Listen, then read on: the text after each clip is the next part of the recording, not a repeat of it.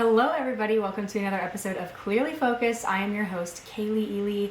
I am super, as always, just ready to be here, ready to share with you guys what I have planned for you. Today is a little different. I'm on my own today, which I'm excited about, but it's gonna be a good episode nonetheless. And it's just something now that we're kicking into like full busy season, just go that I've been thinking about a lot, and how I used to show up to weddings versus how I show up to weddings now, and how they've just like drastically changed, and just some things I've picked up along the way that I feel like make a huge difference in my emotions and those around me, the emotions around me of others. And also I feel like it really does kind of reflect in my gallery, like my final gallery of images, just because you aren't as scatterbrained. Like some of the things I'm going to be telling you guys to do or suggesting for you to do, not telling you to do, but they kind of seem like no-brainers at first, but then, or they make it seem like a huge change to implement, or kind of pointless at the same time. You're like, what's that really going to do? But I promise you, by implementing these changes that I've done in just the general wedding day or wedding night before, has helped a lot. It's a game changer. So nothing new and exciting to report here as far as news goes. So we're really just going to get right into the episode after our 30 seconds of silence. And for this 30 seconds, I just want you to think about maybe the bundle of nerves that you feel before you show up at a wedding day, whether you're driving there or like maybe as soon as you park at the wedding venue, you just like, oh, it hits you all of a sudden. You're like, oh, okay, now I'm nervous or stressed or scared. You know, there's all kinds of emotions that you could be feeling on a wedding day, especially if you're new in the industry. And even if you're not new in the industry, you can still be feeling these things. So I just want you to take a moment, put yourself in those shoes of like how you feel before a wedding day. And I want you to start to envision what it would be like if you showed up excited and ready to create and happy and not angry and inspired and totally carefree, and how that would affect your overall experience as a wedding photographer, but especially your day-to-day, like your actual wedding day production, and how you feel walking away from the wedding at the end of the day. So just kind of think about that for these first 30 seconds, and then we will get into the meat of the episode.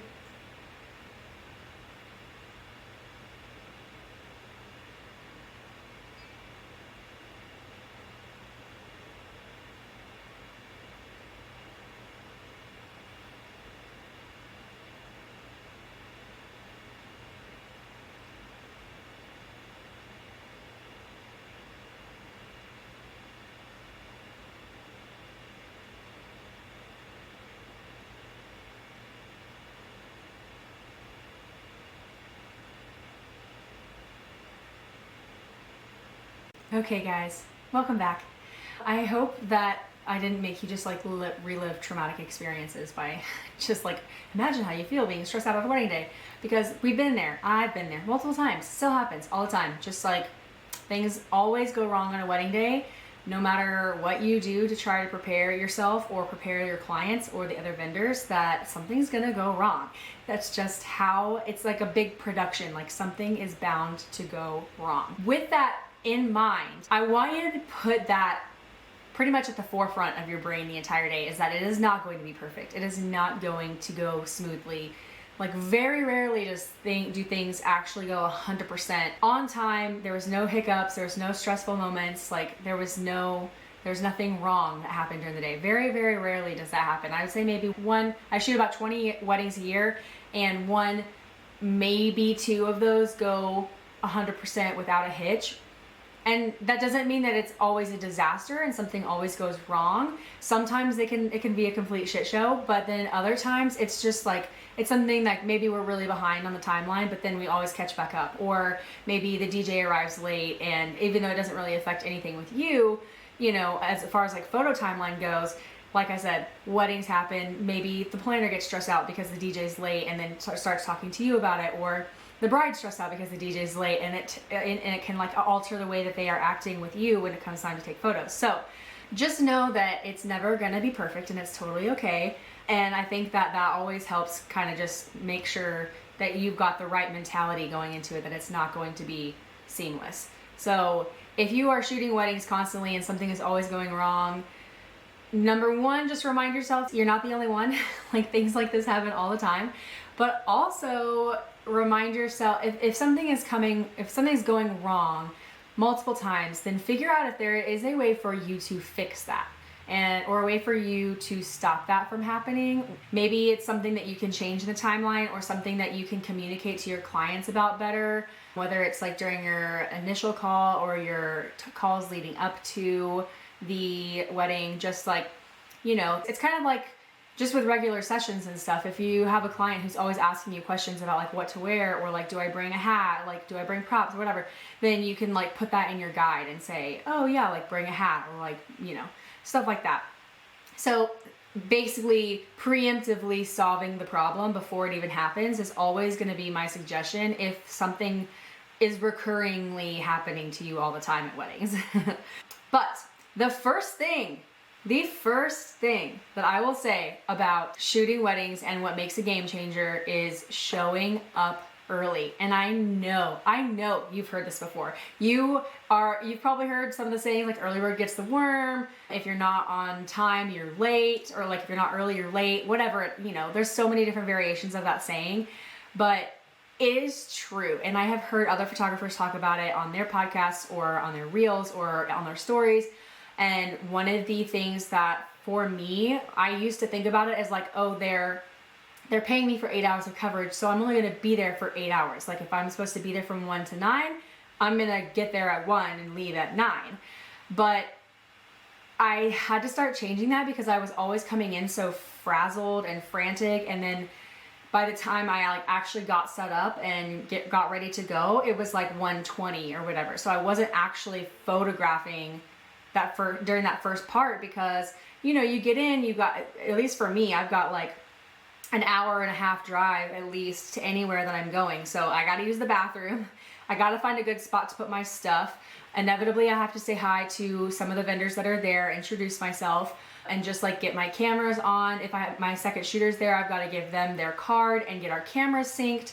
Like, there's so much stuff that goes into it, so that way we are prepped and ready to start shooting at 1, if that's like the time that I'm just using that as our example time. But that is, we are ready to start shooting at 1. So we are actually photographing from 1 to 9, and not showing up at 1, still trying to find a spot to put your stuff. Maybe you need to put your energy drink in the refrigerator, or change your shoes, or whatever. Then it's important that you show up early. And what I like to do when I show up early, besides like putting my stuff down, is I just like to get in the headspace, kind of like look at the venue, get a lay of the land, talk to the vendors that are there, kind of figure out what's going on at that point. And I don't want that to eat into my coverage time, where like, if you only give yourself 30 minutes to 45 minutes for details, it's like, I want all of those minutes for detail photos, because I love that. But I want to show up and be prepared. I want to know what's going on, like give me the lowdown, whether it's someone I've never worked with and we're just trying to get to know each other. Maybe I'm showing up and there's already drama starting that I need to be aware of. Just stuff like that. I want the lowdown, but I don't want it to eat into my time to actually take the picture. So showing up early is the biggest thing that I can suggest for you, that's going to make you feel way more prepared, way more ready to rock than just showing up at your contracted time, or even like 10 minutes early. My rule of thumb is I try my best to get there 30 minutes early. Does that mean that I walk in the doors at 30 minutes? No. Maybe I am parking at 30 minutes, but I'll spend a few minutes in my car, like going over everything, or finishing my coffee, or listening to the rest of the chapter of my audiobook, or something like that. Just getting in the right mind space, especially, which I'm gonna jump ahead to something else that I like to do before weddings, is reading through questionnaires again. Any kind of questionnaire you sent them, their couples questionnaire, their inquiry form, their wedding prep questionnaire. I typically like to read them the night before, because I don't know if you guys were like me, but I was raised on the whole like information soaks itself into your brain overnight better than it does if you just like study an hour before the test and then you like don't remember anything. So I just feel like osmosis, you're sleeping, you're absorbing that information overnight. So I really like to try to read it at night, not like right before bed, but like pretty close to like, oh, I'm winding down, I'm gonna read their questionnaire, I'm making sure my battery, like all my bag is packed and everything. This is just like my pre-night routine, which I'm gonna talk about a little bit too. But just reading their questionnaires, remembering the details about the couple, going through their engagement photos if you want to, just because you can remember if you took them, of course. But just being able to reacquaint yourself with your couple is huge, especially because it's like fresh in your mind at the forefront, whether it's the night before or right after you park at the venue and you pull up their questionnaires and you read them. The only reason I don't like doing this is because I can't tell you how many times I've just said, oh, I'll get there early and read it at the venue, and then I don't have signal. So I usually like to read it the night before, and then if I get there 30 minutes early, then I will read through the questionnaires again, depending on, if I'm just like ready to go in and talk to the vendors and get the lay of the land. But reading through questionnaires the night before or the morning of, or like right as you get to the venue, is always a good way to put them at the forefront of your mind, remember their story, so that way when people are talking, they can say like, oh, like we met 6 years ago, and I'm like, oh yeah, at the ice cream shop down the road from where you worked, right? Things like that. Like it's not like you're asking them questions about themselves on their wedding day. Like you should come in and already know them and know their story and know who they are as a couple, and being able to talk about them or even their family members, like whatever they said on their questionnaires, you know a little bit more of the background beforehand, and that is super, super helpful. Okay, so that's kind of like why I like to get there early. If I'm not there 30 minutes early, I'm usually about 20 minutes early, which I think is a good amount of time. 20 minutes is the sweet spot from what I found, because like 10, 15 minutes is not enough, and 30 minutes sometimes is too much. It just depends. Sometimes I'll show up 30 minutes just because I'm like really excited, or like maybe it's a big wedding and I just want everything to go smoothly, so I get there 30 minutes, 45 minutes early. It just really depends. If you want like extra coverage of like the venue, like maybe it's a venue you want to shoot at, so you get there early and you take venue shots before you walk in and that kind of stuff. That's one other reason why you would want to show up early. So after I put my stuff down, get a lay of the land, figure everything out, I will go upstairs and I introduce myself to the bridal party. I go up and say hi to the bride, and usually the bride first, because sometimes the grooms aren't always there. So I'll go up and say hi to them and introduce myself to the bridal party. And I do this without my camera. I don't go up there with my camera. I have it all laid out. It's all ready to go, just in case I go up there and they're like, oh my gosh, come get this moment. Like if something's happening, then I can run down easily, grab it, and come back up if there's like something happening in that moment. And I know as a photographer, you should always be prepared. You should, because what if you go up there and there's something happening like already? Normally there's not. I will tell you that. Normally there's nothing happening. They probably don't even have their makeup on. The room's a mess. Like, generally speaking, you're not going to want to be taking pictures right off the bat anyways. But the reason I like to go up there and introduce myself without my camera is because I'm putting it at the forefront of their mind that I am a human being. I'm reminding them that I'm Kaylee, not your photographer. Like, yes, I am your photographer, but I think sometimes they need to be reminded that we are humans and we're not robots. Yes, we are a wedding vendor, but that doesn't mean that we can be talked down to or treated badly or whatever. It's just like a friend. Like, I'm coming up, I'm like, oh my gosh, you look beautiful. How are you today? How are you feeling? How's everything going? Look at all these dresses. They're all hung up so pretty. Everyone's hair's looking good. Complimenting them, all those things.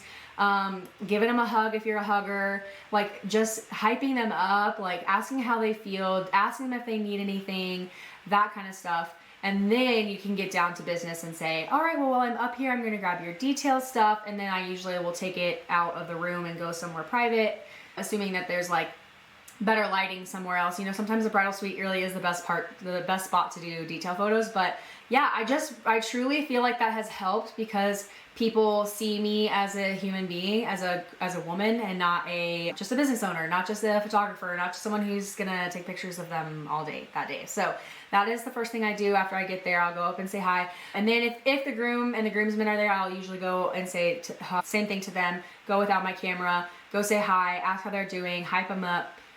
Totally different world down in the groom suite usually, but yeah, it's still fun. And then, yeah, so that's one thing. Those are like the first two things I do. And I would say the biggest things that will help the first part of the day just run a little bit smoother. All right, so something else that you can be doing on a wedding day to just really wow your clients and also make things a lot less stressful for you is remembering people's names. I know you don't have to remember every single guest's name that's there, because sometimes there could be 100+ people there. But at least the immediate family and the wedding party, you should remember their names. Obviously the couple as well. But I usually have a questionnaire that asks like who the maid of honor and the best man are, and they give me their names. And I try my best to commit those to memory. So that way when I go up and I say hi, I can, someone's just like, oh, this is Carrie. And I'm like, oh, Carrie's the maid of honor. Like, you look great, you know? So just being able to make that connection. Or if mom's up there, I can just be like, oh, Stacy, it's so nice to meet you. My name's Kaylee, whatever it is. And I can tell you right off the bat, you're already going to be impressing people. They're already going to be like, whoa, this girl's awesome. And they're going to respect you so much more because you are trying to see them as a human, just like you want them to see you as a human, and not just be like, where are my photos? Like, go take this picture. Why are you sitting down and eating dinner? You need to be pushing the button, right? So I like to ask, it doesn't mean I need to ask for every single bridesmaid's name on their wedding prep questionnaire, but at least like the best man, maid of honor, matron of honor if they're having one, and then parents of the couple as well. So parents of the bride or parents of the groom. And that way I just have those names there.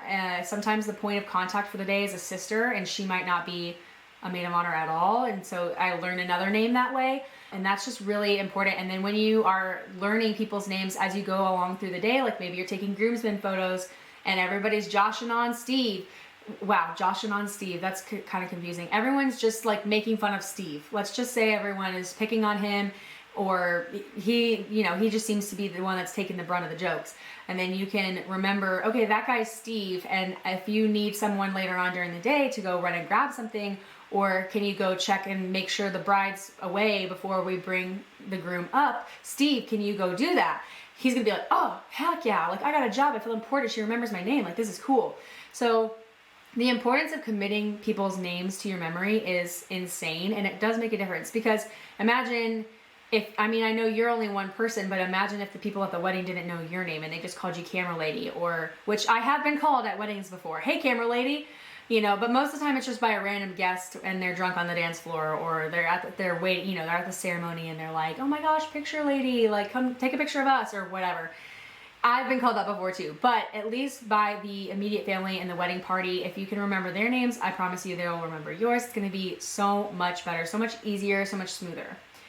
All right, so the other thing that always seems to happen at a wedding day is negative energy. We don't like that. We don't want that around us. We already probably have that enough on our own or in our brains, and we just need to disperse as much of that as we can. Redirect any negative energy and just like make it positive, because what is fed will grow. If you are constantly complaining, whether it's to your second shooter or to the coordinator or to another vendor, or if they're constantly complaining to you, then you're feeding that negative energy, and it's gonna just keep growing and growing and growing. It's gonna keep festering, and like you also risk like other people overhearing you, or just like, things. I feel like I am definitely one of those people where like you can walk into a room and feel like, oh, these people were just talking shit, right? So you don't want to be doing that. You don't want to be that person, right? So anytime someone is talking bad, complaining, even if it's your second shooter and catching yourself doing it too, just make sure that you flip the narrative and try to talk about something positive instead. If the coordinator comes up to you and they're like, oh, she's freaking out about the rain, like, it's not my fault, I can't control the weather, and like now she's crying and giving me an attitude or whatever.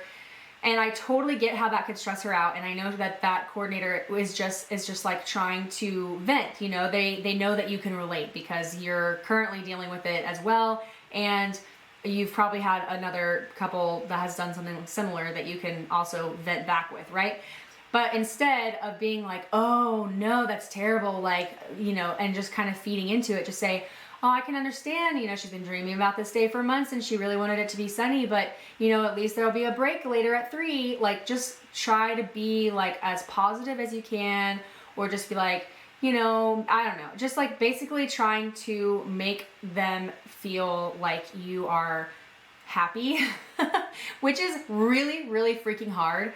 Really, really freaking hard, because sometimes you are stressed and you're upset that it's raining and you're not in the mood to deal with other problems. You just want to show up and take the pictures and actually be a photographer and not do all the other jobs that people always try to thrust on us. But it's truly a complete game changer when you are able to change the dialogue that you're having with other vendors, because you're able to create a completely different world for your couple, because everyone is going to be happy and everyone's going to be excited and no one's going to be down in the dumps or pissed off or angry and just like making this a whole like high school drama show because something's going on, or they just want to complain, they just want to vent, you know? And I totally get that there's a time and space for that.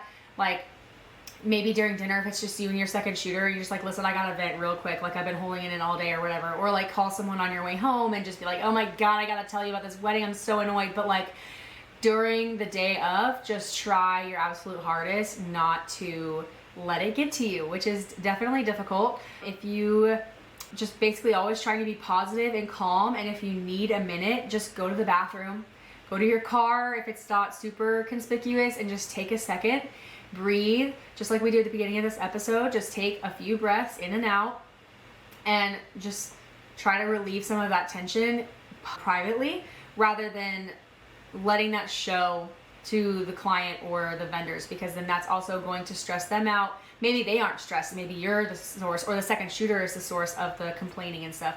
And if you are able to redirect that energy, then you can show, hey, this girl's gonna be good, like we've got it under control, so I trust her fully, which is pretty freaking cool. All right, so something else that is really awesome to be doing on your wedding day that's gonna make a huge change is taking pictures of vendors doing their thing. I've talked about this before on ways to like grow your business and up-level your business by making like vendor connections, because if you are taking photos of vendors doing their thing, like maybe the florist is up on a ladder like putting in the flowers of the arch, or maybe the planner is lighting candles, or maybe the caterer is coming and they're uncovering the food. Take pictures of the food, take pictures of the venue, take pictures of everything that you can. Not only does it also just kind of add to the documenting of the wedding day vibes like that your couple might like, but it's also really important because you can share those images with the vendors. They probably don't get a lot of photos of them working or like in the zone doing their thing. And so they're gonna be very appreciative that you took the time to do that and you sent it to them. And so they're gonna put it on their social media, they'll put it on their website, and that's just more marketing for you, because they'll say, hey, Kaylee Ely took this photo. And on top of that, you're creating a relationship with them, and they're gonna be like, oh my gosh, the photographer got this awesome picture of me DJing and had all the lights and this cool like shutter drag effect, and it's freaking epic, and it's my Instagram profile, and it has been for like 2 years now because it's just so cool, and nobody ever takes pictures of me DJing, especially like epic ones like that. And I recommend her to anybody. If someone comes to me and they're still looking for a photographer, or if some of my friends and family are getting married, I'm always recommending Kaylee, because she's just so easy to work with, and she like takes care of all the vendors, and it's really, it's a good, like, you know, your symbiotic relationship. We're working together. But yeah, taking pictures of any kind of vendor doing anything. I always go up, especially when there's a lull on the dance floor, I go up to the bartenders and I'm like, hey, you want like a fun action shot? And I'll get them like pouring like the whiskey in the cup, or like sometimes they'll like hold a bottle and go back to back, or just like really creative shots of them in their zone, right? But you maybe don't have time to do that during the beginning of the day, but like during the reception, there might be a lull that you can go and do that during. So that's always really nice, is just making sure you're looking around, seeing all the things. Which also kind of leads me to my next point, is making sure that you're photographing every single little detail, which I know seems pretty obvious, like you're the photographer and you're hired to take pictures of all the little things. But specifically what I love to focus on, and what I tell my second shooters to focus on a lot, is like other people. I know in our brains, our instinct is to have the camera trained on the bride and groom at all times, the couple at all times. Like that it's their day, the focus is on them, blah, blah, blah, all the things. And yes, that is true. You do want to have a lot of photos of the bride and groom. If they're on the dance floor, if they're mingling at cocktail hour, like you want to have the pictures of them first and foremost, obviously. but also pay attention to what's happening around you. Specifically grandparents. Specifically grandparents. Those are like, oh, the weight of my heart. If you ever see those cute little grandparent photos, oh, I'm crying. I bet you I'm crying. People's reactions during speeches, people's reactions during dances, during the ceremony, that kind of stuff. Or just like little interactions, like maybe I'm taking family photos and my second shooter is like watching the kids run around over there and play, and that they can go snap a picture of that. It's like, then the bride and groom can look back on that picture and be like, oh, that's cute. I didn't know they were over there playing on the swing set while we were, you know, taking our family photos. I missed that because I was obviously taking family photos. So then they got to feel like a part of the wedding day. They get to look back on a part of the wedding day that they might have missed otherwise, so just any small thing, even if you don't really think it's like photo worthy, or like, oh, this isn't going to be like a magazine print worthy, amazing, deserves a spot on my Instagram feed or my website type image, but it is still going to be important to them. And it does just really help curate a really whole story to tell when you send that full gallery. Okay, another thing. This is a good thing that I've noticed, especially working with like newer venues or newer coordinators or newer people in the industry in general. I bring all the things, all the extra things. I have a car organizer in my trunk that basically I rated the like travel section basically. I got mouthwash, I got dry shampoo, I got floss, I got ibuprofen, I got a first aid kit, I've got bobby pins, I've got boutonniere pins, I've got safety pins, I've got travel packs of tissues, all kinds of things. I've got fabric tape, I've got a Tide to Go pin, literally anything that you can foresee going wrong on a wedding day. If you have something, hopefully that will negate that, like stop it from happening, or like if it does happen, you can fix it. Like just having it in my car, I don't have to bring it in with me, but just having it in my car is so helpful. I have scissors, I have literally anything. It's pretty crazy back there. I even have extra wood hangers. I just keep like 2 in my car. I bought a whole box, and I used to take the whole box with me in case like the whole bridal party wanted to hang their dresses up. But I'm just like, I just take 2, one in case one breaks, and then one like obviously to use. But that is so big because people, how many times have you been pinning a boutonniere on and the pins are short, or they only give you 1 and technically you need 2 for the type of boutonniere that you're doing because it's just not going to stay on. Oh, no worries, the florist is gone already, but I got boutonniere pins, so I'll just go get them out of my car. And then you don't have to worry about fixing the boutonniere every 5 seconds, or having to retake all the photos that you just took because the boutonniere was crooked, or you didn't realize that it fell off one of the groomsmen. It's like, it just like creates, if it solves a headache before it happens, like that is amazing, and you should totally do that and take advantage of it.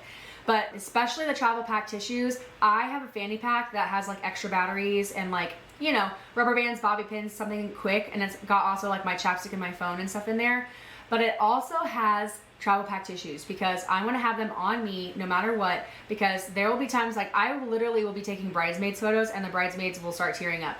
They're getting ready and the mom tears up because she's putting the dress on. Family photos, somebody's standing in the background just watching family photos and they're crying. Ceremony, I'm walking around taking pictures and they're crying. Like, you want to be able to be like, oh, here's a tissue. Oh, here's a tissue. And they're going to be like, oh, wow, she is so prepared. She knows what she's doing. Look how nice she is. She saw me. She knew I needed a tissue. She didn't make a big deal about it. She just pulled it out of her fanny pack and gave me a tissue. Like, you are going to be seen as this, like, God tier photographer if you are prepared. And that's what you want to be. You want to be seen as prepared. So definitely just show up. Like I said, go raid the like the travel section at Walgreens or your grocery store or whatever, and just buy a bunch of travel stuff. Breath mints, gum, like I said, some kind of pain reliever like Advil. I got like Gold Bond for like girls who chafe, like all kinds of stuff. I got it. I got you. You're covered with me. All right, here's another thing that I do leading up to the wedding that I have found has immensely changed the way that my wedding day goes. If you look at my wedding timelines, you might be like, dang, I don't need an hour and a half to do details. We're like, wow, we have 45 minutes for this photo section. Like, that seems excessive. Okay, I always buffer my timelines. Always buffer my timelines. you can bet that if you book me for 8 hours, I will use the crap out of that 8 hours for as much like planned photos as possible and leave as little time as possible for reception. I leave as little time as possible for reception, not because I hate shooting receptions. They do get tedious and boring and annoying or whatever, but I would rather present the option to my clients as adding on an extra hour for reception coverage rather than rushing through the day and getting behind and getting stressed out because they want more reception coverage, if that makes sense. And most of the time I will say, whether it's just I got lucky with my clients or if it's a trend in the industry right now, but a lot of people don't really want me there the whole reception. They want me there for the big things, the cake cutting, the dances, and then that's like maybe a little bit of dancing, and then I can leave. If they're doing an exit, they might do a fake exit or something like that so that we can get photos of that. But seriously, when you are building your timeline, add more time than you think. Like, I do not need 30 minutes for groomsmen photos. I do not need 30 minutes for groomsmen photos. Usually I take them in about 15, maybe 20 minutes, depending on if it's an extra large party.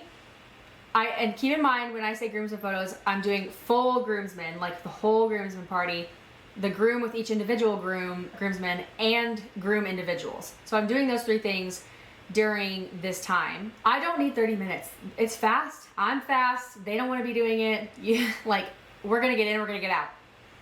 But I still leave 30 minutes as the time chunk for the groomsmen photos because I know some point during the day we are going to get behind.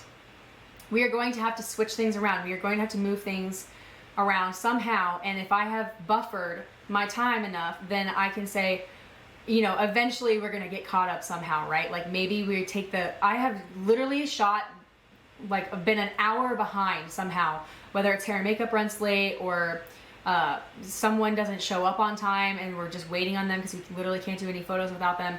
So we have been an hour behind schedule sometimes, and I will still end, like when I said I was going to put them away, and they're like, how did we do that? How did we make up that much time? How did we get all those photos done? And we were an hour behind. And the truth is that I buffer my timeline. I buffer because I know we are going to run late, something's going to happen, and in honesty, I don't really need, like I said, 30 minutes to do groomsmen. I really don't even need 30 minutes to do bridesmaids. I don't need 30 minutes to do full wedding party. But I still leave them as 30-minute chunks because I want to buffer. Also, I have to think about the time getting to and from the locations in that time, if that makes sense. Like walking to and from. Walking with 8 girls in heels in the grass after it just rained. I can't leave like 15 minutes for bridesmaids photos and we have to walk all the way to this other part of the field that's in the shade. That's gonna take us 5 minutes to walk there, 5 minutes to walk back, and I only left us 15 minutes for bridesmaids photos. Well, that leaves us 5 minutes or whatever, 5 minutes for portraits because 10 of it's gonna be spent walking out there. And so then I'm only gonna have 5 minutes for pictures, and that's not gonna be enough time. So then inevitably, like fluffing the dress, fixing the hair, and then waiting for the wind to refix the hair, or like adjusting the train and like all the things. It's gonna take longer than 5 minutes, and then now all of a sudden we're behind, and now all of a sudden we're stressed out, and now all of a sudden we're panicking, and now all of a sudden the bride is freaking out, or the planner's freaking out, or up my butt about like, you know, they should have been inside, like we're supposed to be doing their first look right now. That never happens because I buffer my timeline.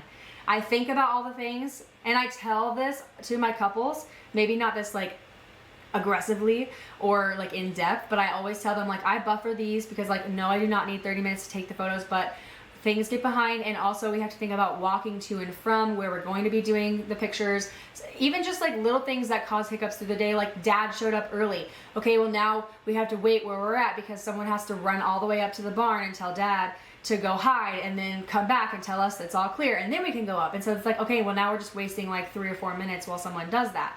Like there's so many little hiccups that happen throughout the day that just put you more and more behind, that if you're able to buffer your timeline from the very beginning, then that will never be an issue. And I tell them even like sunset photos. I'm like, we can literally take 15 minutes, 20 minutes, 30 minutes, however many minutes worth of photos that you want.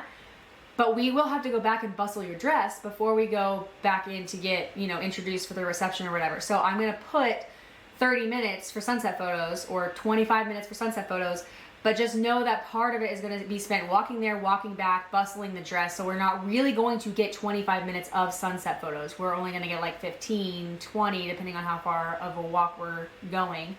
And I just don't want you to feel rushed. I tell them I buffer things because I don't want you to feel rushed. I would rather be able to say, we have time, let's go do creative things. Let's have the time to go walk somewhere farther away, or to get more photos of the bride, or more photos of the couple themselves. I would rather them feel like they have the choice to take more photos than rush and feel stressed and be forced to not get all of the photos that they want because we're so crunched for time. So buffer your timeline as much as you can. That doesn't mean oh, I need 2 hours for bride and groom portraits. No, not that crazy, okay? But you get where I'm going. Second to last thing I have is family photos. Everyone's favorite part of a wedding day is family photos. I swear I should do a whole episode on family photos. I feel like I've done a bunch of reels on it already and maybe a blog post. And I know I talk about it in my wedding guide that I send to my clients. I have 3 pages or 2 pages worth of info for family photos. But please, for the love of God, everyone knows you're supposed to have a list, okay? Have a list of all of the photo combos that you want. But please, for the love of God, organize that list before the wedding day. Organize it. However you prefer to do it, organize it that way. I like to do all of the photos with the bride first. So if there's any of just I make suggestions to them beforehand, and I say, I suggest doing parents, grandparents, and siblings. Just keep it limited. Don't make the list super, super long. And then on top of that, I suggest also just keeping it bride and groom. I'm you guys are a family now. Just do bride and groom with this person, bride and groom with this person, bride and groom with this person. But there is always the occasional bride wants a picture with her aunt, or bride wants a picture with all her sisters, or bride wants a picture with mom, grandma, and all her sisters. So all the women. It's okay, I get it. I'm not going to tell them no, obviously. But what I do is once they send me that family list, I will then copy paste it into the notes app on my phone, make it a checklist so that I have it with me on my phone. Because again, sometimes I go to venues and I don't have service. So I can't pull up their questionnaire and see their family photo list. So I always have an organized copy on my notes app on my phone. And I will go through, and I usually try to start with either the biggest groups. So if there's one that has cousins and all the grandparents and all the people, right? Start with that one, because if more than half the time, all of those people can go away and we don't need them just standing there and distracting us and being annoying. So try to start with the biggest groups first, or try to start with grandparents first, because you want, if they're in wheelchairs or they can't stand the whole time, just get those photos done first, and then they can be done as well. And then, like I said, I try to keep it with all of the bride photos first, so you can get her dress all fanned out and all pretty, and she can just stay instead of making her get in and get out and get in and get out and get in and out, get in and out. Because then, again, you're going to have to fluff the dress every single time, and that takes time, and then you get behind and you get stressed out, and people are standing there waiting on you, trying to take a picture, and you're sitting there trying to make her dress perfect, okay? So just put the bride in one spot, keep her there, do all the photos with the bride, whether it's do the bride and groom and then do just the bride, and then the bride's done and now it's just the groom. That's typically how I do it. I like to organize my list like that, and I do it beforehand, and I send it to them before our timeline call, or on our timeline call, because I go over all that information with them. I'm hey, I took your family photo list that you sent me, I organized it in a way that I think is going to flow really well, but just double check. I just copy and pasted anything. I didn't change any of the arrangements. I just changed the order. So, but just double check that seems good to you and that there's nothing else you wanted to add to it. And usually family photos go off without a hitch. It is amazing. The other thing I tell them is to let the people know that are in the photos that they need to be in the photos. So whether you're doing them at the ceremony spot or whatever, I always tell my couples on our timeline call, because our timeline call is usually a month, 6 weeks before their wedding day. So they're the big things are gone, now it's just the little things. So, and then if you tell them earlier than that, they're gonna forget, or they're gonna tell the people that need to be in the photos that they need to be in the photos, and then they're gonna forget. So Usually I just tell them on our timeline call, make sure you tell everyone that's going to be in these family photos that they are needed for family photos after the ceremony. So whether you send out a mass text, whether you tell them at the rehearsal dinner the night before, like whatever it is, sometimes Aunt Karen doesn't know that she needs to be in the family photos. And so Aunt Karen's over at the bar, or she's saying hi to cousin Sally. So then you're sitting there waiting on her to come back over, or someone to find her in the first place and then bring her over. So just making sure that you tell your couples to let the family know ahead of time. It's going to make your day run a lot smoother too, because you're not stressed about family photos. They're not stressed about family photos. I mean, sometimes they're like, I'm so sorry. Like, it wasn't like, I didn't think it would be this bad or whatever. And I'm just like, this is good. I promise you. I have been to some family photos at a wedding, and they're not fun. And this is totally fine, you know? So that is the family photo section of the day. Make it less stressful. Just prepare, organize. Don't be scared to tell your couples that they need to cut back their list. I usually allow 30 minutes for family photos. I haven't even done the math like on how many groupings I normally can get in 30 minutes, but I mean, it's usually a lot in 30 minutes. I would say like 20 groupings in like 30 minutes. I would say an average, give or take, again, depending on if we have like large groups or people with disabilities that are a little bit slower moving. But because of the way I organize everything, it doesn't take very long, and it's just like super stress free. So family photos section of the wedding day doesn't scare me. Haha. And they won't scare you if you do it right. That sounds really mean. They won't scare you if you set yourself up for success. This is basically what I'm trying to tell you here. Okay, the last thing that I will say is this is the pre-wedding routine. Whatever it is that you need to do to feel better and more prepared. I don't like to do anything on Fridays. That means shoot. Like, I don't like to do anything. If I can avoid it, I want to be home the Friday before a shoot, because I will pack my bags. I literally will pack all my bags. I got my camera batteries have already charged. They're already packed up. My SD cards are in my cameras and they're formatted and ready to go. I have a little tote bag that has like my flash and flash batteries, and it has my fanny pack that has my tissues in it. Just all kinds of extra things. I've got a little spray deodorant in there, like business cards. Like, that bag is ready to go. I also have a bag that has a change of clothes and a change of shoes, because I've heard some horror stories. This also, I probably should have added this to the list, because it makes me feel stress-free on a wedding day. Bringing a change of clothes. Do it. I promise you. I've heard about people like ripping their pants or shitting their pants or something in a wedding day, and it's like, what do you do? Especially if you're like me and you live like 2 hours away from like your house, like, and sometimes most of the venues are in the boonies. Like, you can't just like, it's not like you can just drive 5 minutes to Target and get a new pair of pants. So I always have a change of clothes in my car, just in case if I spill something on my outfit, whatever. Like, I don't want to be in that all day. And then I always have a change of shoes, just in case my feet hurt halfway through the day, like especially around reception time, if I want to like change into tennis shoes or something like that that's more cushion for the cement floors, or like your slippers for your drive home. I also wear contacts, so I pack my glasses in this bag as well, because I'm paranoid that my contacts will fall out at a wedding, or I'll get like, it'll rip in my eye. Like, you know, if you wear contacts, you know, sometimes it's just like all of a sudden your contact's gone and you're like, crap, I have to see all day and I can't. So I have either an extra pair of contacts or my glasses, usually just my glasses, in the bag. And all that stuff is packed the night before. It's sitting on my couch in my office. It's ready to go. So that way in the morning, there's no like, oh, did I do this? Oh, did I do that? Oh, did I this? Or maybe I still think that, but then I'm like, no, I remember doing that yesterday.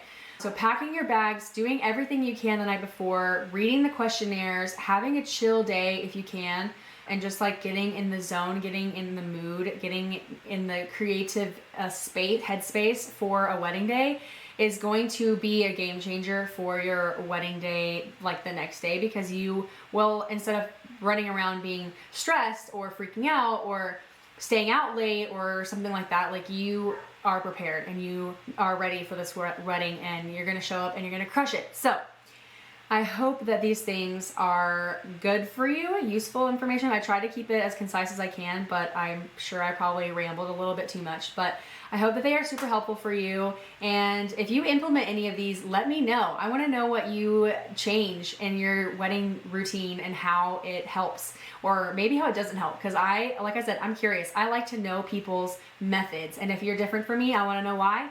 And to each his own. So if I tell you some of these things and you're just like, that is not gonna work for me, or like I tried it and it's not working for me, then this is not the end all be all. This is just stuff that I was thinking of that I'm like, oh, I do this. I don't know about other photographers, but I know it helps me. So I've compiled this list for you, and I hope that it helps. Just give me a follow on Clearly Focused Pod on Instagram, and if you are liking episodes like this in general, but if you want any requests, just let me know. Feel free to message me on that Instagram and request a topic that you'd like to hear about on the show. And if you're really loving the show, give me a review. I would love to have a review. Reviews make me happy. Think about when your clients leave you reviews and you're just all like, I got the warm and fuzzies. It's just so nice. So yeah, I'm the same way. I would love reviews, love to hear what you guys want to hear from me, and we will see you on the next episode of Clearly Focused. Bye, y'all.